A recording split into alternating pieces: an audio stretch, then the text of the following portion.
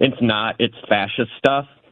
And I just wanted to say, like, you know, if the president does this stuff and it makes the price of eggs go down, and that's, you know, worth it to some people, I hope they're happy.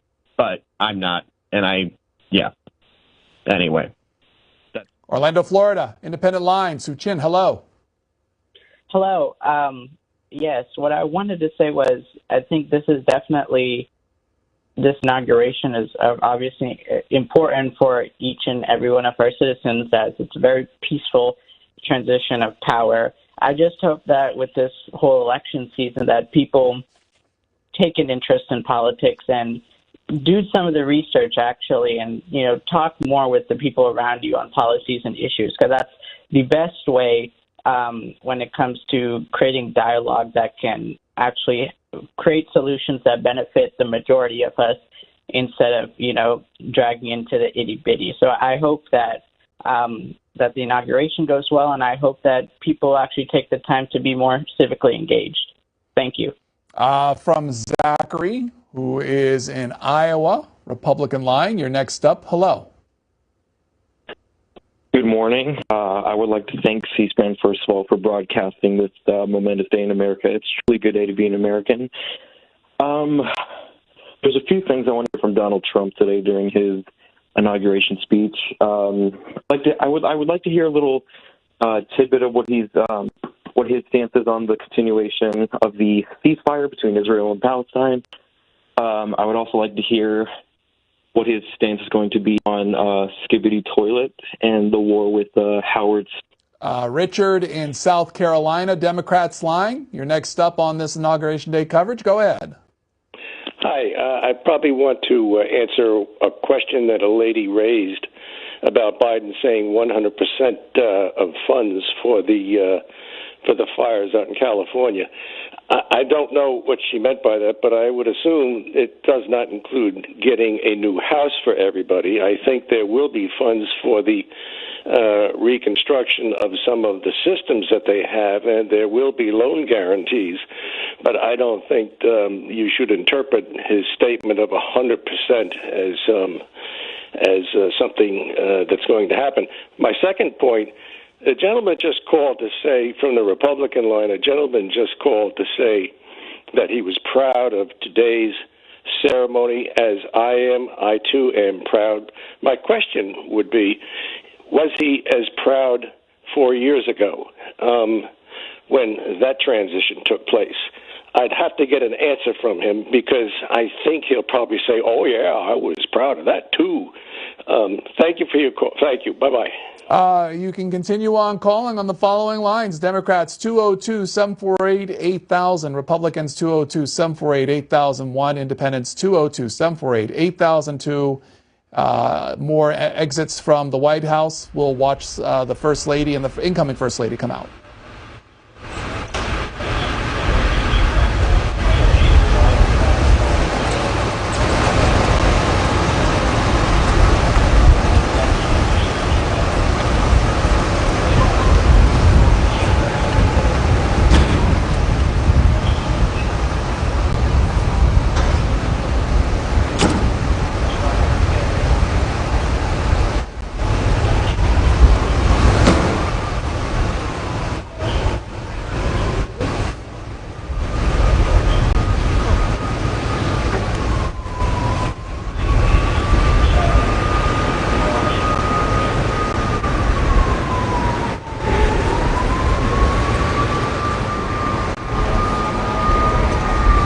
We'll see more of those exits as the morning progresses, as all head on to the U.S. Capitol. Let's hear from Rayson in Tennessee, Republican line. Hello.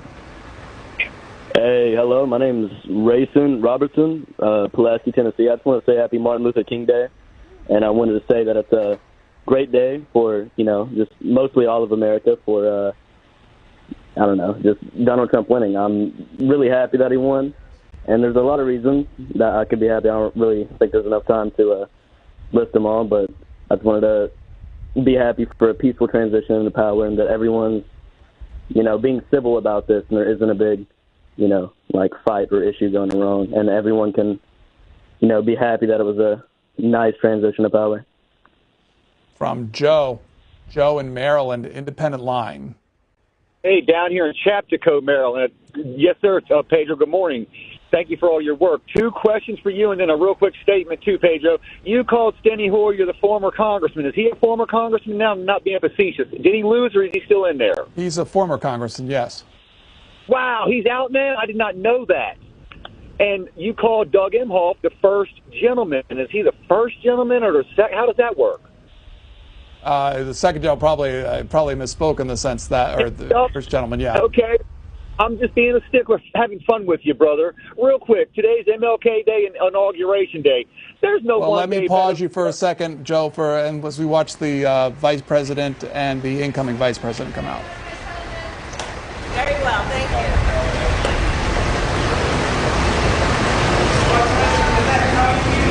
Great, thank you.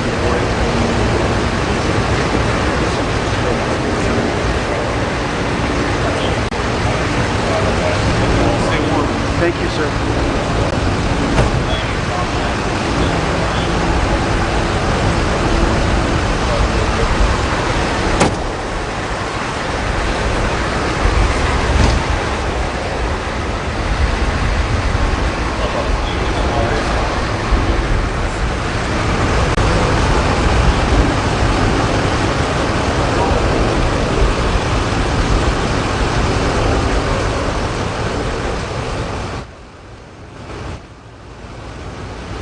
This is part of the process of those leaving the White House to head to the Capitol. We're still on with Joe. Joe, I apologize. I believe I misspoke. Steny Hoyer is still in Congress. I think I misspoke on that part. Oh, wow. You know what? I apologize for even talking about stuff like the first gentleman and second and third. No, it's okay. No, it's good to be accurate.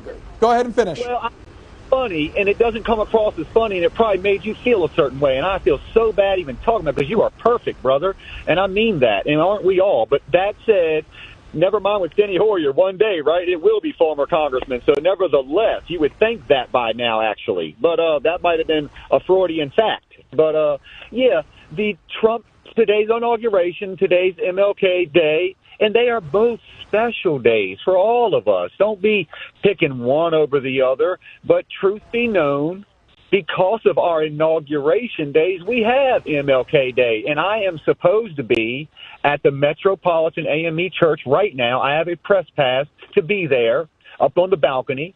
But I have to go clean dryer vents instead today, and I understand that. And anyway, Pedro, I love everybody. Peace be with all of us, please. And we can make it that way. And Okay. Let's go to Democrats line. Eileen in Florida. Good morning. Good morning. As I'm watching the inauguration, the peaceful transition of power, I'd like to remind all the listeners on all sides of the aisle that 4 years ago, Trump was too coward to attend Joe Biden's inauguration. He didn't go.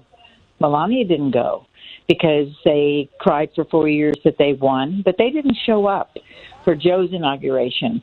And if you remember when Trump won in 2016, even though Obama was criticized and called names and accused of not being a legitimate president, he showed up for Trump's inauguration. So it just shows you how petty Trump is and what a true American and patriot Joe Biden and Jill Biden are.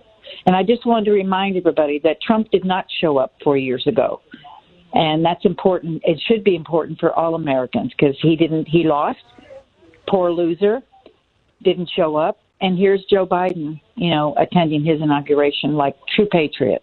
That's all I have to say today. And go out and celebrate. I'm on my way to Martin Luther King Parade in downtown St. Petersburg, Florida, even though it's 47 degrees here. And I do want to say one last thing. I'm sorry. I think Trump had his inauguration inside today because he was afraid that the small crowds, because of the cold weather, wouldn't show up. Okay. Anyway, let's hear from Ryan. Ryan in Mississippi, Republican line. Good morning. Happy Inauguration Day. Happy MLK Day. I just wanted to make a reference to the independent gentleman earlier who was talking about his complaints about pomp and circumstance and Thomas Jefferson rolling over in his grave. For the listeners at home, Thomas Jefferson was president of the Senate in 1800 when they approved to use the Capitol building as a church grounds. And when he wrote his letter about separation of church and state, he attended a church service within the next several days in the Capitol building. Other than that, God bless America and God bless the outgoing president. Caller, I'll put you on pause as we watch the president and the president-elect.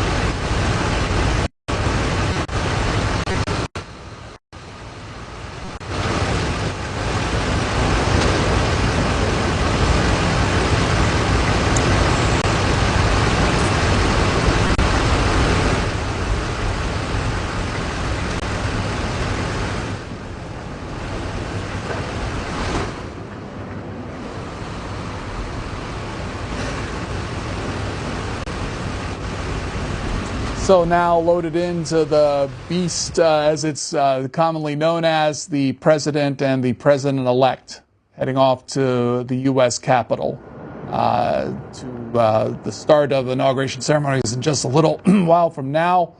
We'll let you watch the cars roll out, and as we do that, we'll go to Mallory. Mallory, who is in Virginia, Democrats line. Hello.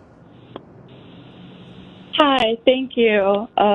I just wanted to say thank you, C-SPAN, for hosting today's inauguration ceremony, and I'm just hoping for a peaceful transfer of power today, like everyone else is hoping for, and also really hoping that people recognize today as Martin Luther King Jr. Day, and that hopefully President-elect Trump will make a comment about that, and also hopefully speaking about what he plans to do about the ceasefire. But yeah, and happy Inauguration Day, and hoping for a peaceful day. You probably saw on your left-hand side of your screen, viewers, very quickly Elon Musk within the Capitol building, the rotunda there, as the dignitaries walk in to take their seats. This is Kate in New York, Independent Line. Oh, hi. This is Kate from New York. Thank you so much for providing a platform for us to have these conversations. I just wanted to say, as a millennial, I am very disappointed and disheartened about the influence of money in politics. Speaking of Elon Musk, these issues affect us. They will continue to affect my generation and generations after me. We have to keep making this world a better place, not a richer place for the 1%. Please, millennials, vote better. Convince Gen Z to vote better.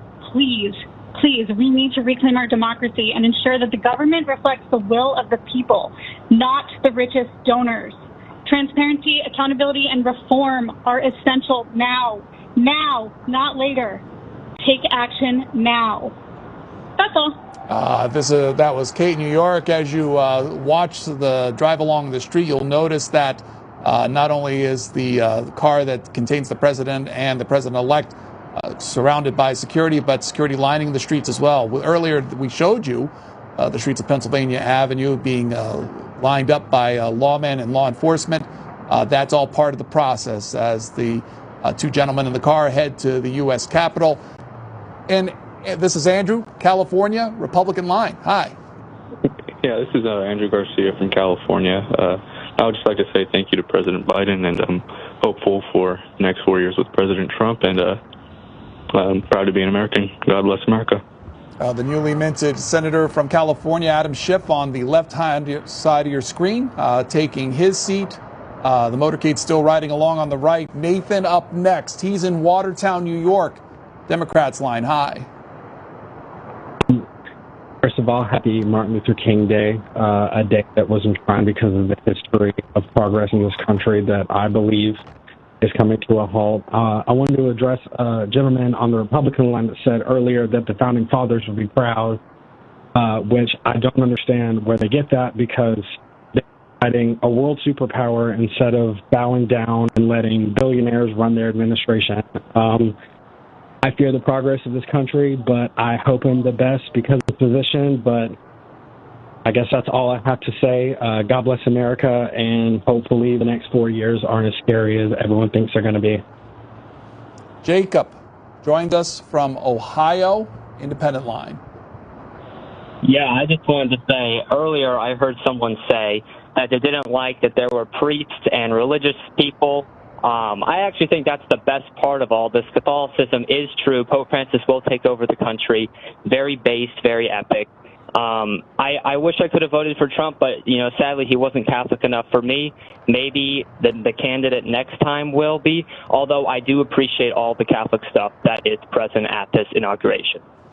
That is Jacob joining us from Ohio. Just to show you a headline from the Associated Press from earlier today on this inauguration day, it was Pope Francis making comments about the president-elect, particularly his plans for mass deportation of immigrants, saying that he called it a disgrace as he weighed in on the incoming U.S. president's pledges nearly a decade after calling him, quote, not Christian for wanting to build a wall along the U.S.-Mexican border. Francis made the comments during an appearance at an official telegram, or made an appearance on a podcast, I believe.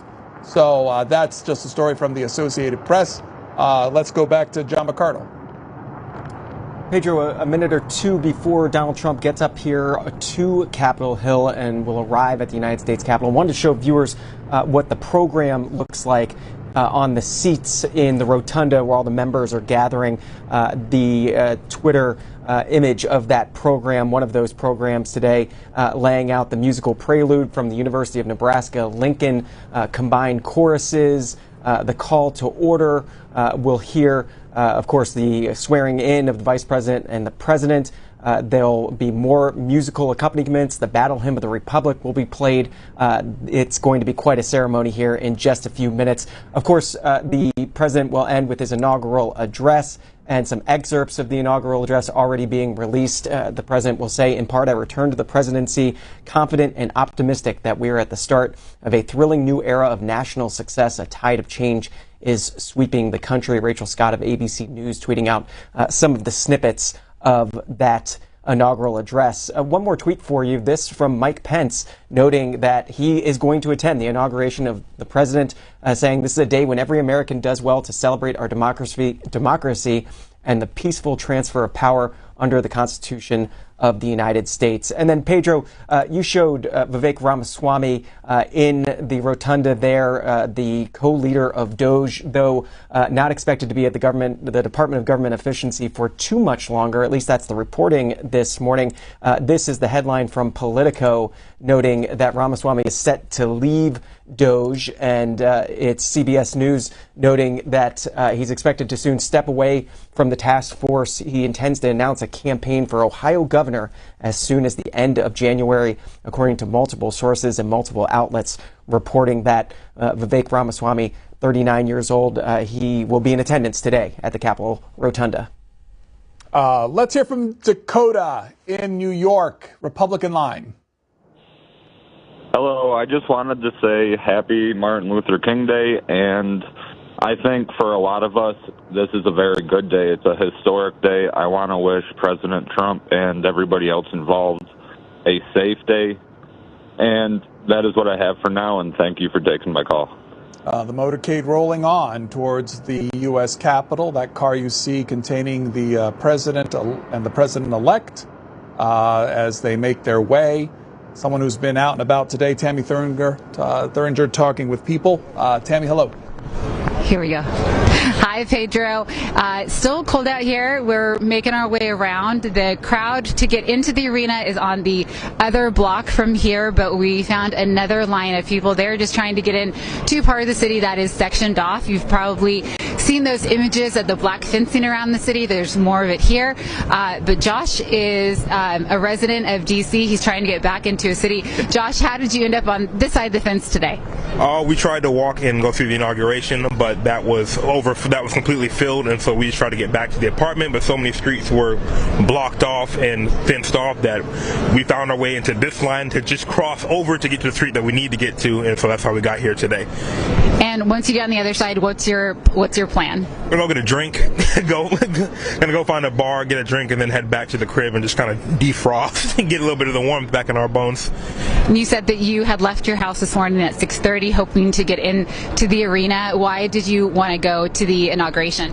Because it's the inauguration of a president, and that's a very historic event. It's something that I personally never been able to see. And so now that I live in D.C., I've been in D.C. for a couple of years now. This is the first time they've had an inauguration.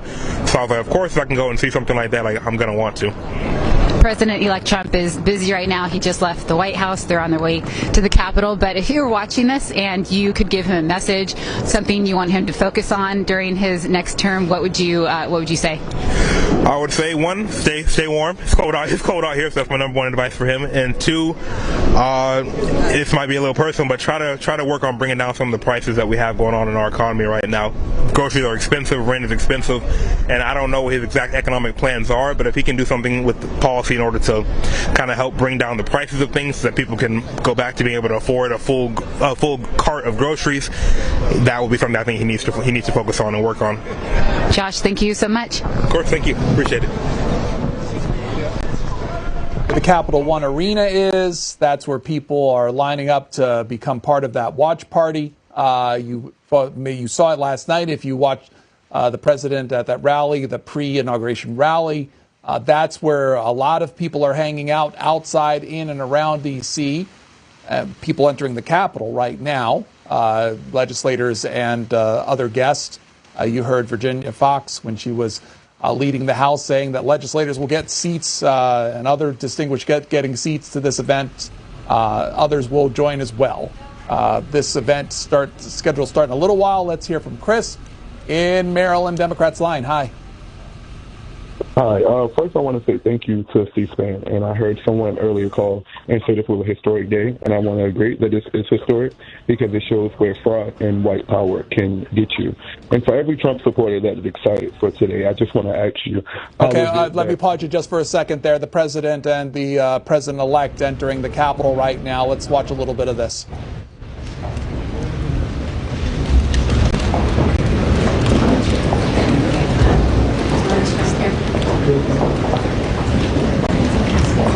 Good morning, sir. How are you this morning? Good morning. Thank you. President Trump, how do you feel? President Biden? Well,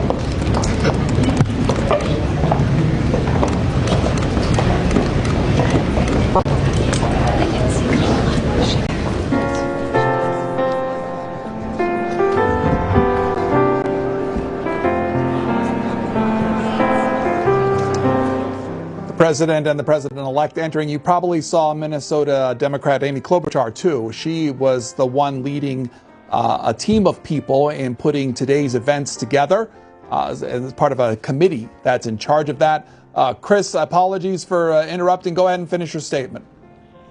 No problem. What I was saying was my question for every Trump supporter is how is this convicted felon able to rise to the highest government office in the land when other convicted felons cannot even get a job to make ends meet? Thank you. Peter joins us from New York, Independent Line. Hello. Yeah, hi. So I felt during this election that we had a false choice. I either had to choose, some geriatric who can't fulfill his promises or a accused rapist. So I didn't feel like I had much of a choice there. Plus, with both of them supporting Israel with no real stop to that, I couldn't vote for either of them. I just wish, in an ideal America, that our politicians would divorce themselves from Israel and recognize the Palestinian state. I think it's about time. I think that we're funding murder. And sure, we have a ceasefire, but, there's going to be another conflict within a year, if even. I mean, the West Bank is living under apartheid, and nothing's changing because, they're our greatest ally, but what did they do for us? I honestly ask myself that every day because, when did they become our greatest ally? When they displaced millions of people throughout the Middle East? When they exacted our interests as our attack dog? Okay. What have they done for us? Okay. Chris is next in New York, Syracuse, New York, Republican line. Hi, good morning. Thank you for taking my call, and happy Martin Luther King Day. I just want to say it's a great day for a lot of people, but there's a lot of different comments and a lot of vitriol coming from other lines to address a comment about separation of church and state earlier. I want to remind everyone, separation of church and state was put in to protect the church and the people to make them able to freely praise and worship who they choose, to protect them from the government. That's what that's for. Otherwise, I'm very excited to see the Department of Government Efficiency. The money spending we have in this country is out of control. It needs to be fixed. And Donald Trump and the people that he's putting in his cabinet are the only people who are capable of doing that. Take a look outside, everybody. You don't have to watch the news every day. You don't have to let them tell you what to think. Go outside and touch some grass. It'll be okay. Make your own decisions. That's important nowadays. Okay. Thank you very much. Members of the president's hopeful cabinet, once they get confirmation, making their way into the ceremony as well. Vivek Ramaswamy and others, including Kash Patel, coming in and getting their seats. Kevin Hassett there on the right of your screen to serve in matters of economics for the president, and Tulsi Gabbard as well, hoping to become the next director of national intelligence. Graham in Jersey City, New Jersey, Democrats line. Hi, I want to wish everyone a happy MLK Day. I hope everyone's staying warm. A bit disappointed how the election turned out. I think it would have been great to see a female president inaugurated today. While I'm disappointed in the American people and their desire to see another 4 years of Trump, I'm a bit more disappointed in the selection committee for not picking Alabama for the college football playoff finals, and instead picking inferior teams like SMU and Indiana. Truly dark times in America. Okay. Graham there. We've got pictures of more of the president's hopeful cabinet. You heard John McArdle say that Marco Rubio expected a vote on his becoming Secretary of State expected today. Others to follow as well when the president hopefully will get members of his cabinet appointed by the Senate or confirmed by the Senate. Sonia in California, independent line. Hi. Hi, good morning. I just wanted to remind everyone how